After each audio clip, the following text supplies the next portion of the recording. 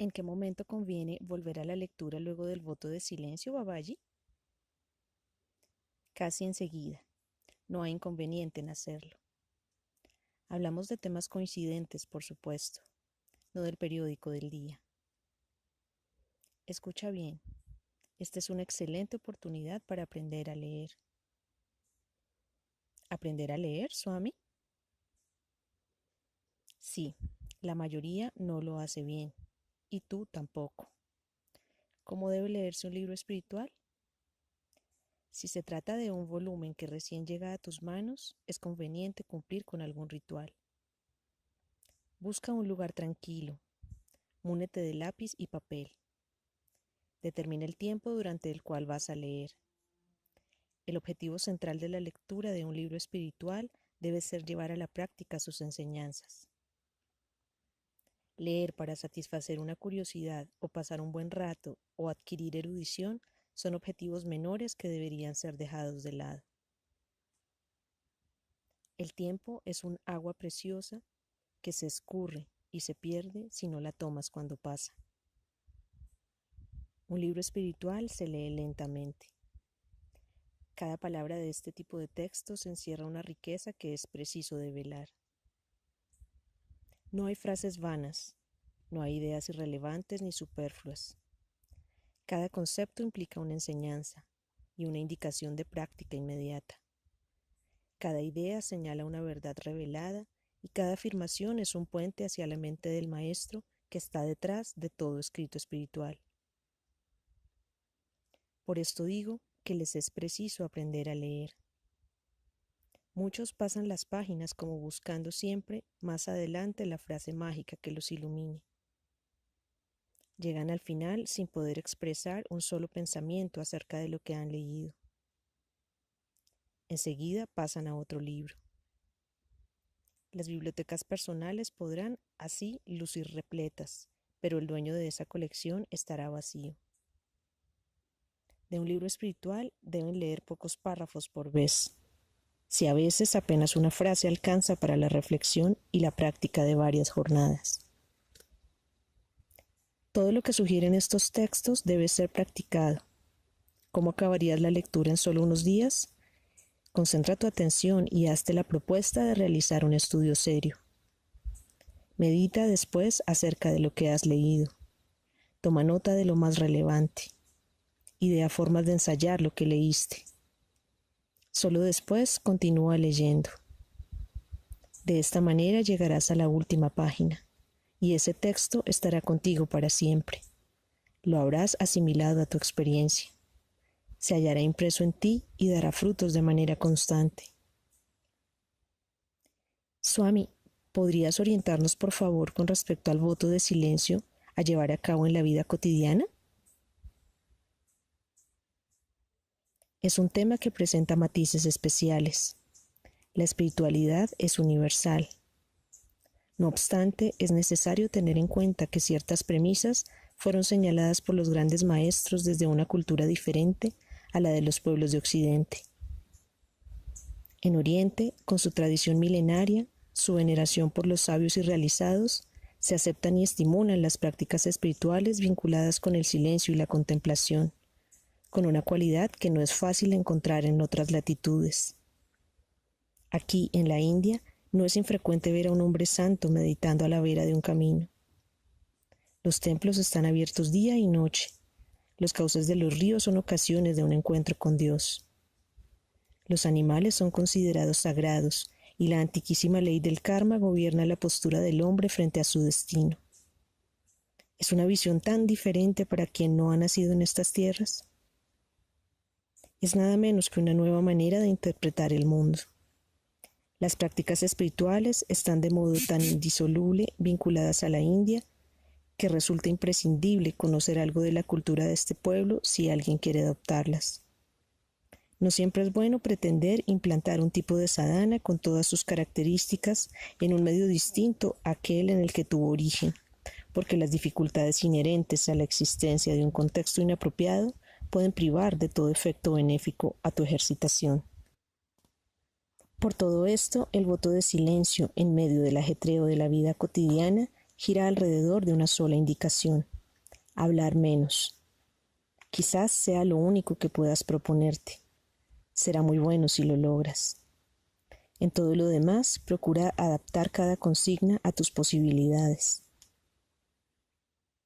La situación ideal es la de una familia de devotos en la que sus miembros se apoyan y se sostienen en forma mutua en su práctica, y que pueden destinar un fin de semana, por ejemplo, para llevar a cabo el voto de silencio, respetando todas las premisas.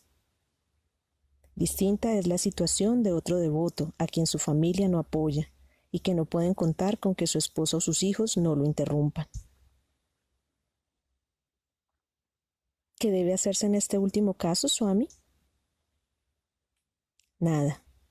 Los que no tienen devoción no están obligados a adaptarse a la situación del que sí la tiene. La fe de cada quien no debe ser invasiva para los demás.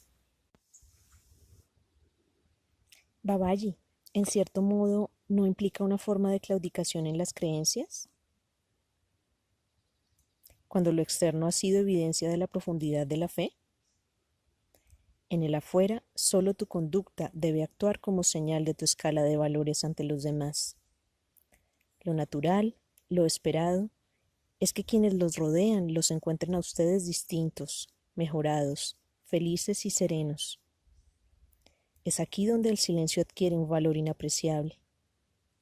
Callar en estas ocasiones es demostrar que se puede convivir con ideas opuestas a las de uno, aún y sobre todo en un terreno tan importante como el de la vida espiritual, sin por eso crear hostilidad o rechazar a nadie, y mucho menos intentar convencer sobre las bondades de la propia elección.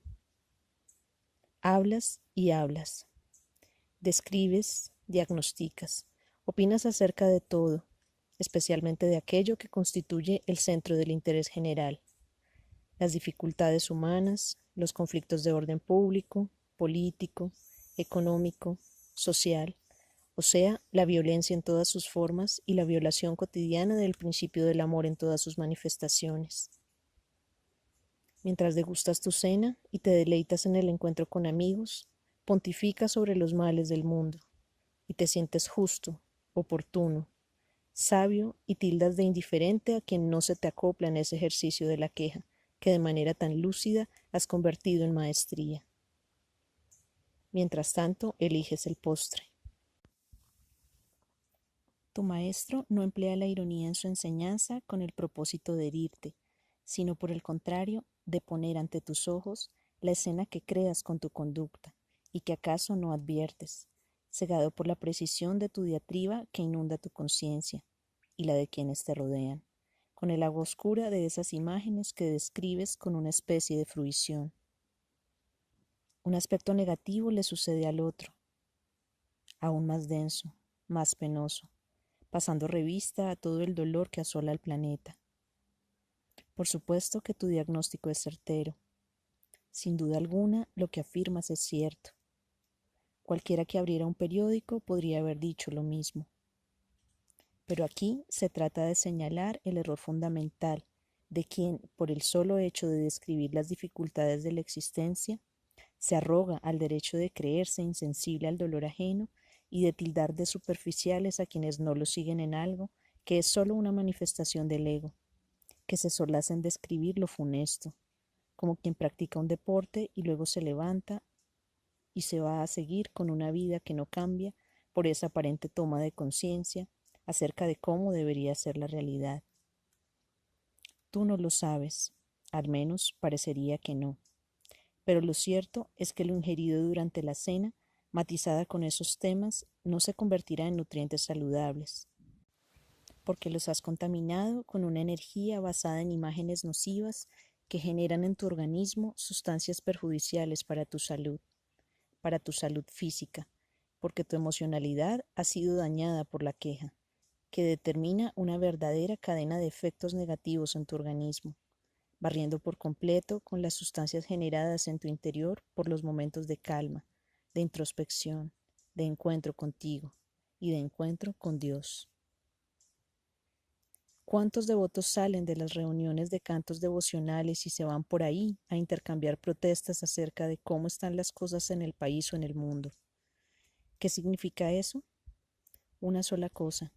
Significa superficialidad en la devoción, pero también superficialidad en lo social, porque jamás la descripción de una enfermedad o el comentario sobre sus características han servido para curar al que la padece. Es la acción concreta del tratamiento lo que alivia al paciente, no la queja sobre lo que padece, por más inteligente que esa queja sea, considerada por quien la ofrece a los demás como manifestación de su agudeza intelectual. Cuida tu energía, cuida tus compañías, cuida tus palabras. Toma conciencia, no me canso de repetirlo, de dónde pones tu atención. Si anhelas en el vínculo con tu maestro el logro del recuerdo constante, no puedes aliarte con el reproche al mundo, ni con la descripción pormenorizada de los errores humanos. Esto envenena al hombre, desde la primera célula hasta el más alto nivel de su conciencia, y lo debilita, lo limita en el empleo de sus recursos y potencialidades, lo frena en su crecimiento y lo aleja de sí. Por supuesto, no estoy abogando por la indiferencia ni la ignorancia de lo que es y debe ser cambiado. La obra y enseñanza de los maestros señala que esto es precisamente lo contrario. Pero sí quiero enseñarles el error en el que caen al suponer que hablar de los males que aquejan al hombre es señal de sensibilidad al respecto, ni siquiera de capacidad para emprender alguna acción que mejore las cosas. Insisto, no se alíen con el sistema de la queja. Sean operativos en su contribución al mejoramiento de la realidad. Hagan servicio poniendo su energía en acciones concretas. El servicio a los demás empieza en el amor a sí mismo. Si no cuidas el tipo de energía que dejas ingresar, que permites que pase a formar parte de tu ser, no podrás avanzar en el camino espiritual, ni en ningún otro camino. El hombre está en permanente contacto con su medio, en constante intercambio, y este debe ser amoroso, nutrido. Lo que penetra en ti y lo que emana de ti debe poseer la cualidad de la salud en su aceptación más alta, y te debes a ti mismo esa salud, ante todo para que tu acción en el mundo sea sanadora y convierta tu entorno en un ámbito que sea bueno compartir.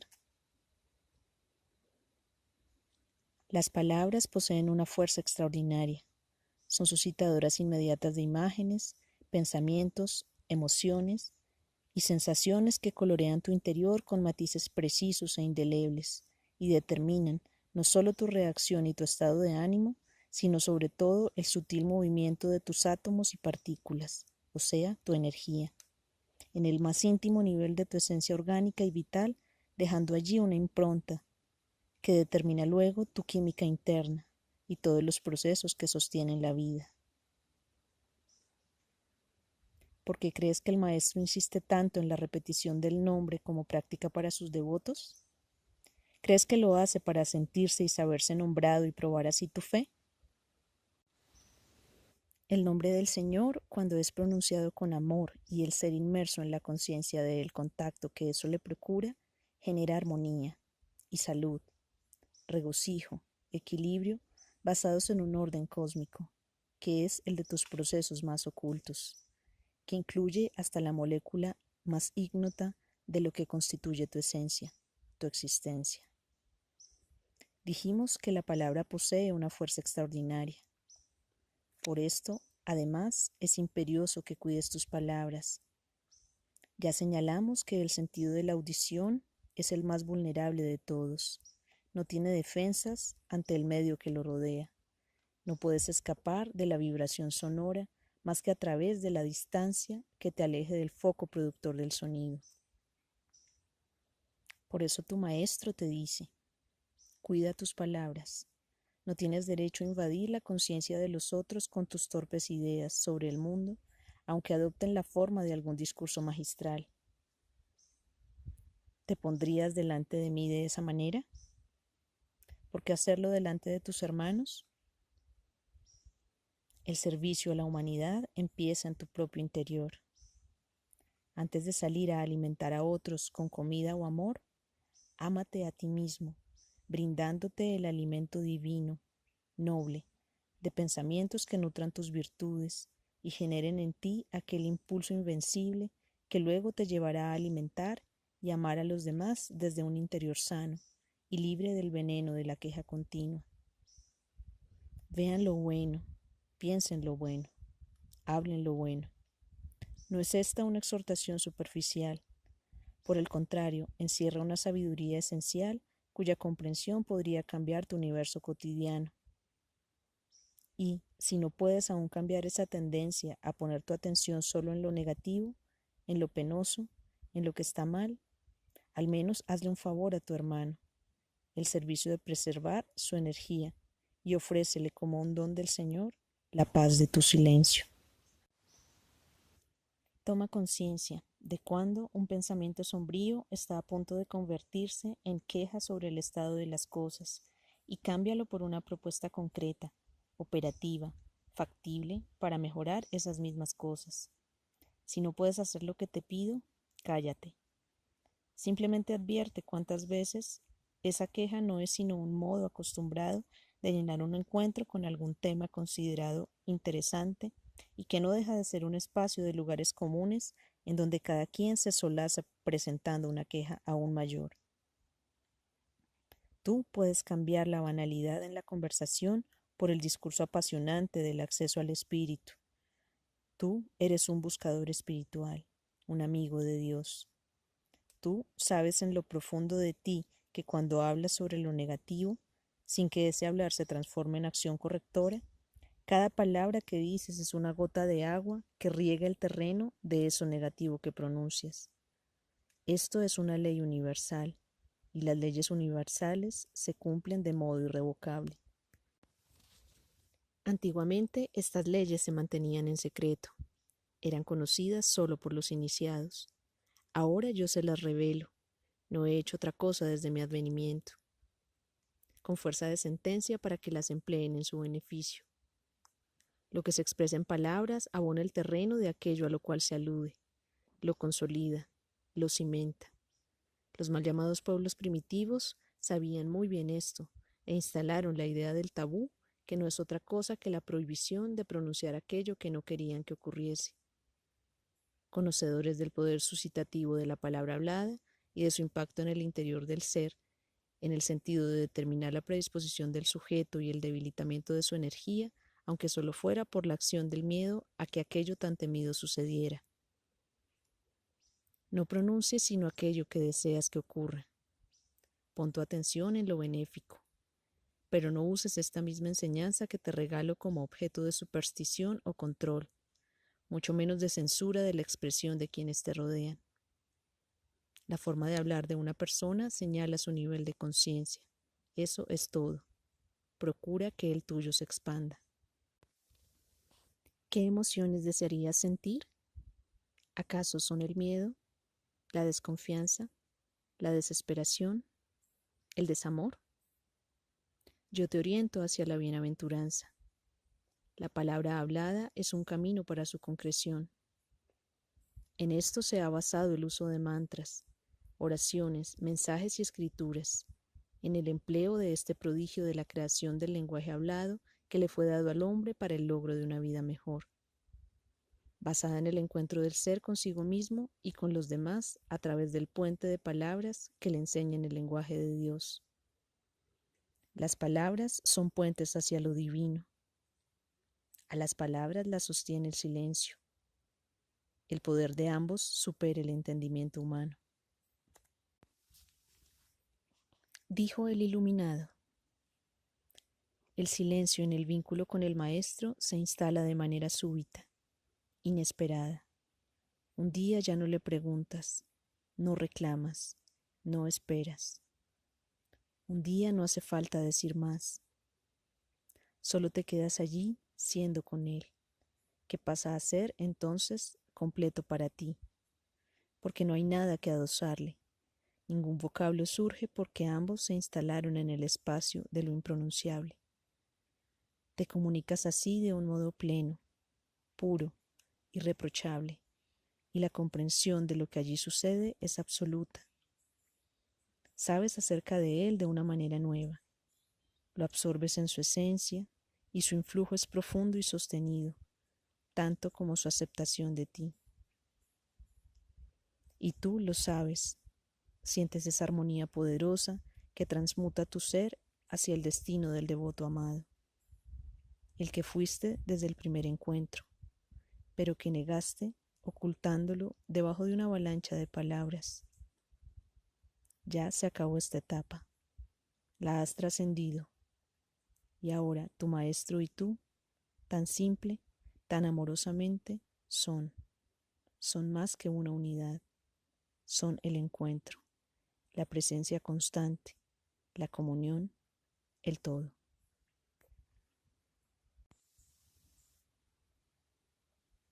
Cuarta parte. Todo es nuevo. Nada hay asociado al ayer. Así la vida se revela, y la liviandad es el sustento de lo que llega al ser. La liviandad es el atributo de lo hondo, cuando percibes desde allí la forma sin significado, la línea que se mueve en el espacio, colmando de sentido al vacío silencioso que la coge. El silencio no es bueno ni malo, es solo una experiencia, una oportunidad. Si haces silencio, te apartas en cierto modo de las palabras. Entonces accedes a ese espacio de no dualidad, porque eso es la palabra, dualidad. Mencionas algo y de inmediato se suscita la idea de los contrarios. De otro modo no habría comprensión posible. Eso es dualidad, la cual se asocia siempre a la separación. El silencio te brinda la ocasión de apartarte un poco de todo eso. Te sugiero que hagas silencio para que tengas la experiencia de la no dualidad, y tal vez esto actúe como un motor que te impulse a generar un poco más de amor en tu vida. El amor es imprescindible en tu interior, es tu alimento cotidiano. Sé que estás hambriento, sé que buscas ese amor afuera, en los demás, en lo que te rodea. El amor es una energía que tiene que circular dentro de ti, tal como lo hace tu sangre, que lleva el oxígeno y nutrientes a cada célula. El amor tiene que inundarte primero a ti, tiene que nutrirte a ti. No es algo que viene de afuera o que alguien te brinda y entonces te sientes amado y lo disfrutas. Tienes que enamorarte sin objeto. ¿Entiendes eso? Sin objeto externo. Tienes que sentir el amor como sientes la pena o el dolor o el aburrimiento o la alegría. El amor tiene que ser tu estado de ánimo. Si el maestro les dijera, sientan angustia todo el día, preocúpense, nadie dudaría de que lograr eso es posible y no preguntarían cómo hacerlo. Pero cuando se les dice, sientan amor, aparece el problema. ¿Amor? ¿Cómo? ¿Por quién? ¿Cómo voy a sentir amor si estoy solo? Yo amo a mi esposo, amo a mis hijos, te amo a ti. Confusión, confusión y falta de experiencia. El amor tiene que ser tu estado de ánimo. Si haces un poco de silencio, lograrás entender. ¿Cuándo es malo callar, Baba? Cuando tu silencio es la manifestación de una tensión destructiva que crece en ti porque sientes que los demás han logrado herirte. Es el ejemplo de una caldera a presión. Has enmudecido, mas no hay silencio en tu interior, sino una tormenta cuyos vientos arrasan con todo. ¿Cuándo es malo callar, Baba? Cuando tu silencio es la manifestación de una tensión destructiva que crece en ti porque sientes que los demás han logrado herirte. Es el ejemplo de una caldera a presión. Has enmudecido, mas no hay silencio en tu interior, sino una tormenta cuyos vientos arrasarán con todo. ¿Esta forma de callar es siempre negativa, Señor? Sí, porque implica un quiebre. Se ha quebrado tu ecuanimidad y enmudeces a causa de la ira, o porque se ha hecho pedazos tu confianza y no te atreves a expresarte. Estar mudo o callado no es lo mismo que estar silencioso, porque esto último implica la aceptación de lo que se está dando, de lo que es, que en el otro caso no se encuentra. Una persona puede permanecer callada en medio de una reunión por timidez o por aburrimiento, en cuyo caso se la notará apartada y hostil, en tanto que un individuo silencioso siempre manifiesta un alto grado de integración, aunque no diga nada. No pone incómodos a los demás. Todos advierten que está disfrutando. Esto señala actitudes diferentes que nacen desde el fondo del ser y que mueven de manera diametralmente opuesta la energía. ¿Por qué la energía del silencio es mayor o mejor que la del estado de mudez, si esta última puede equipararse a la de una caldera a presión, Swamiji? Por eso mismo, desde el punto de vista de lo humano, acumular presión implica un gesto inútil y dañino. Primero, porque mientras juntas presión, no puedes emplearla. Y segundo, porque cuando la tensión llega al máximo, el sistema explota y la energía es dispersada, perdiéndose sin remedio. Esto es lo que ocurre con la ira, que siempre produce daño.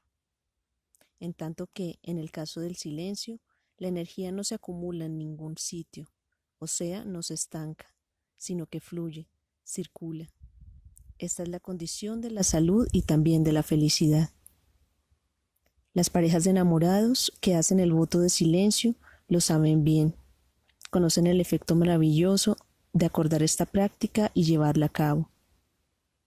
Entonces aprenden de verdad el lenguaje de las miradas, de los gestos. El amor se sutiliza de una manera extraordinaria y el cuidado del uno por el otro se hace tan evidente que ambos se hallan después fortalecidos en la confianza mutua y en la entrega. El enamorado de Dios conoce esto.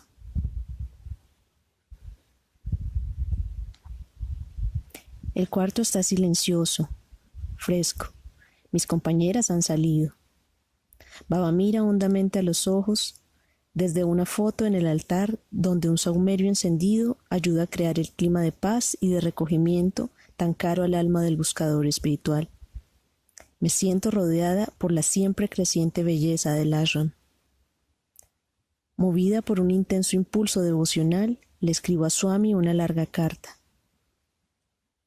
Es una extraña cercanía la que se establece con el avatar cuando uno escribe así, confiando al maestro aspectos de una verdad que él conoce mucho antes de que a uno se le haya revelado. Escribir es un acto de fe, un movimiento de entrega y de confianza, de gratitud anticipada por esa suave expectación que preludia el momento soñado. Baba acercándose durante el darshan, su mano extendida tomando nuestra carta en un instante único de comunicación excepcional. Termino de escribir, preparo el sobre, lo guardo entre mis cosas, dispuesta para el darshan. Pasan varios días. La carta sigue en el fondo de mi bolso. Si el sorteo me ubica en las primeras filas, Swami pasa lejos o no la toma cuando se la ofrezco. Empiezo a pensar que el contenido de mi misiva no es lo que espera de mí el Señor, o que no es el tiempo todavía para el cumplimiento de lo que le pido que acepte. Porque mi carta se refiere a esto, a una nueva forma de oblación de mí hacia Baba que, de pronto y a causa de que él no toma mi carta, se me ocurre dictada por la presunción y por el ego. Las señales me parecen inequívocas. Si llevo el sobre, me toca en el sorteo una fila de 2 dígitos. Si no lo llevo, mi ubicación para el darshan no supera la fila 6. Releo lo escrito y, sí, es evidente que, incluso, hay un dejo de vanidad en mi pedido. ¿Cómo podría yo ofrecerle nada a Baba? Él es el dueño de mi ser. ¿Qué más podría poner a sus pies? Ahora lo veo claro. Rompo la carta y la arrojo al cesto, no sin una cierta pena. Una carta es un lazo sutil que liga nuestro corazón al del maestro, y haberla roto es como haber perdido una ocasión de acercamiento. Esa tarde nos toca fila 1. Quedo segunda, detrás de una amiga que, al paso de Baba, le pide entrevista para nuestro grupo.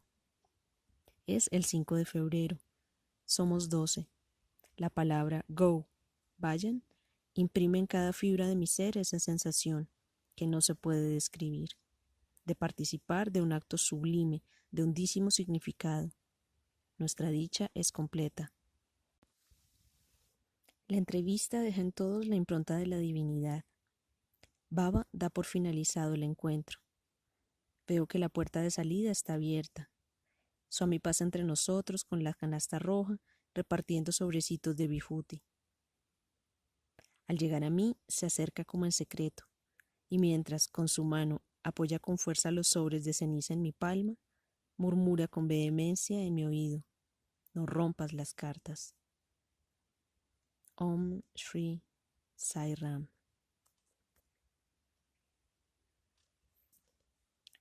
Nos resulta infrecuente observar que, en ciertos ámbitos y cada vez con mayor frecuencia, se descalifica al referirse a personas que se identifican con el camino espiritual. La actitud de equilibrio que los mismos tienen ante la vida y sus circunstancias y los sucesos, a veces de tremendo impacto por su violencia, que sacuden al mundo. Esta descalificación viene acompañada de una especie de protesta ante lo que se identifica como quietismo, indiferencia o peor aún, liviandad de juicio, percepción superficial de la realidad y banalización de la experiencia dolorosa o terrible. Esta es una categorización absolutamente equívoca.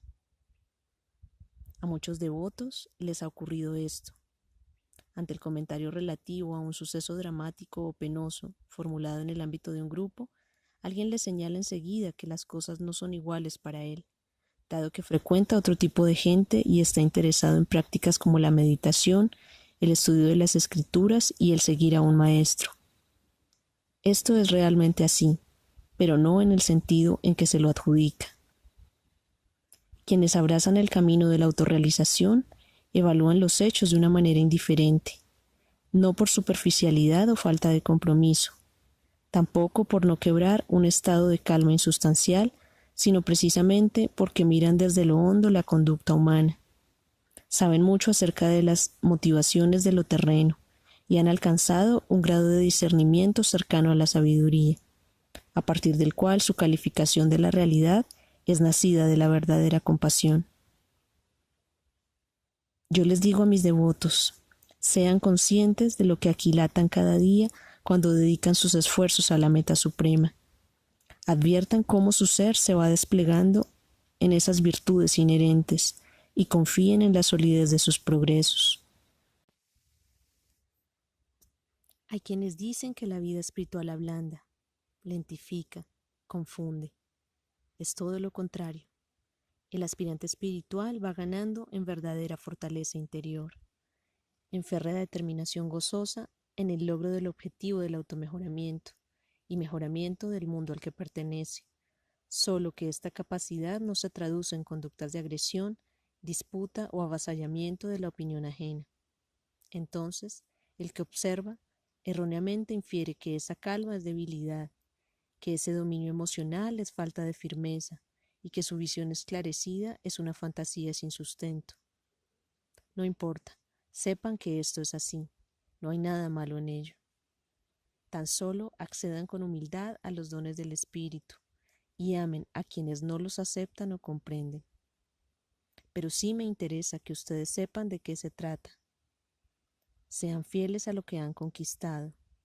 No cedan a las críticas ni a las burlas. Aflojen cada tensión con alegría y sean coautores conmigo de esa transformación que sucede a menudo cuando un ambiente hostil es transmutado por una presencia sanadora y amable. Sean esa presencia. Enseñen una nueva manera de mirar. Ayuden en el cambio hacia un mayor sentimiento de bienestar y de entrega a las bondades de la vida. Sean conscientemente esa luz que disipa la sombra más tenaz. Confíen en ustedes como confían en mí. Insistan en el logro de esa plenitud que los haga seguros de sí mismo y dadores de paz, de alegría, de amor. Y si los demás los encuentran distintos, sean distintos por el despliegue de esas virtudes hacia un mundo que hoy adolece precisamente de falta de paz, de falta de alegría y de falta de amor. Swamiji, ¿podrías decirnos si existe una condición imprescindible para el éxito en el voto de silencio? Sí, y esta es la entrega. ¿A qué, señor? ¿A la práctica misma? La entrega siempre es al maestro, a su guía, a su consejo. Sin entrega al Señor no hay éxito posible en la ejercitación espiritual. ¿Y la condición necesaria para la entrega, Swami, cuál es? La confianza. La confianza es el sustento de la fe. Si la confianza falla, la fe se derrumba. Para el voto de silencio se necesita la confianza en que, si el Señor te dice que en esa práctica se esconde un tesoro grandioso, lo realices con esa certidumbre, para que tu entrega sea lo más cercana posible a la perfección. Si la confianza no es firme, la entrega siempre será incompleta, y sin entrega los resultados no se alcanzan. El silencio es una estrategia para el crecimiento espiritual. Créeme, una de las más eficaces. Es como limpiar el sendero de malezas para que la huella, que en el futuro será un franco camino, se destaque y el maestro pueda caminar por allí en tu compañía. ¿Cómo podrías tomarte de su mano si no has templado tu confianza? ¿Cómo podrías oír su voz si no has incursionado en el silencio? Geografía espiritual. Hace muchísimo tiempo existía en un remoto paraje una comarca llamada Liberación, constituida por 4 islas que conformaban el delta de un caudaloso río, que se caracterizaba por su misma naturaleza, por un nutrido tránsito fluvial que permitía a los habitantes un fácil traslado entre las mismas. Las islas se llamaban Satya, Dharma, Shanti y Prema, habiendo sido bautizadas así por la divina orientación de un hombre santo, encarnado para enseñar esas nobles virtudes a los antiguos habitantes del lugar. La tierra de las islas, árida por naturaleza, fue cultivada con esmero y tesón, de modo que, al cabo de los años, comenzó a ofrecer frutos abundantes, sombra y solaz a los isleños. Una tarde, el hombre santo, muy anciano y a punto de dejar su cuerpo, llamó a unos cuantos de ellos y les dijo: «Tened cuidado con el río. Cuando una tierra seca y estéril es regada y se propicia en ella el crecimiento de los dones de Dios, resulta inevitable que se produzcan cambios en el clima. Habrá evaporación, habrá más lluvia. Eventualmente el río crecerá y puede que su lecho ya no lo contenga. Anegará las tierras si no lo conducís de manera apropiada». «¿Qué tenemos que hacer?», le preguntaron los isleños. «Ante todo habréis de conocer su nombre secreto», les respondió el hombre santo, con un hilo de voz. «De lo contrario, ninguna empresa tendrá éxito. Luego le cambiaréis el nombre, pero solo después de conocer el primero». «Decídnoslo, Señor. Danos el nombre secreto de este río», exclamaron al unísono. Pero el santo expiró. Pasaron los años y aquel anuncio fue tomando forma. Poco a poco el caudal del río aumentó, tornándose su cauce torrentoso y violento, hasta que un día, después de unas breves lluvias, el agua superó las orillas y se volcó sobre la tierra de las islas, tapándolas casi por completo. Ante la pérdida de las cosechas, las calles anegadas, la paralización de las tareas y la tristeza y desesperación que embargaban el ánimo de todos, un hombre sugirió: «Busquemos a un maestro para que reine la sabiduría en este sitio y sepamos qué hacer». «No es necesario que nadie venga a decirnos cómo proceder», contestaron algunos. «El anciano santo no alcanzó ni siquiera a decirnos el nombre secreto de este río y ya nadie lo conoce ni nos lo podrá revelar. Tratemos entre todos de resolver este problema». Pero las aguas del río no bajaban. Finalmente se pusieron de acuerdo y 3 de ellos partieron hacia la tierra firme, más allá del delta, en busca del Señor. «¿Cómo lo hallaremos?», preguntó uno de los hombres. «Repitamos su nombre», fue la respuesta. «Él dice que acudirá si un corazón amante lo convoca con confianza y con fe». No es solo la crecida del río, Señor. Sentados en círculo a los pies del Maestro, los tres hombres, confortados con el alimento y el reposo que se les había brindado, relataban ahora lo acontecido en la tierra anegada de las 4 islas. No es solo la crecida del río. Antes de eso nuestra vida ya no era la misma. Las antiguas virtudes tan sabiamente cimentadas parecieron perder paulatinamente su pureza.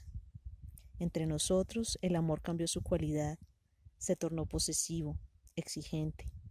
No cruzábamos ya el brazo del río para llegar a la isla de la verdad porque mentíamos a causa del miedo a ser abandonados y no queríamos que los vecinos de esta isla se acercaran.